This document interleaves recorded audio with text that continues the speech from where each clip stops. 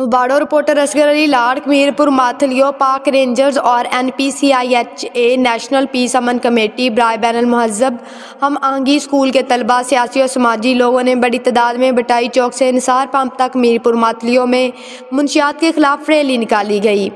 तफसील मौजब मीरपुर माथलियों में पाक रेंजर्स, NPCIHA, सियासी समाजी लोग, सहाफ़ी और स्कूल तलबा ने बड़ी तादाद में रैली में शिरकत की। ज़िला गोटकी के NPCIHA मदविंग सदर अब्दुल खालिक Core i, labour wing chairman Sharbat Ali Lagari, mother wing general secretary Khalid Hussain Shaikh, adviser Wariyam Ali Kulhado, information Bahadur Ali Khoso, Allah Wasayo Shaikh मुनशियात के ख़िलाफ़ अपने अपने ख्यालात का इजहार किया। शराब के गत्ते और मुनशियात की रोकथाम के लिए खतर ख्वाह इक़दामात किए जाएँ। इस जहर से निजात के लिए आने वाले नौजवान नस्ल को बचाया जाए। ज़िला गोटकी में मुनशियात के कारोबार बंद होने तक NPCIHA अपनी तहरीक जारी रखेंगे।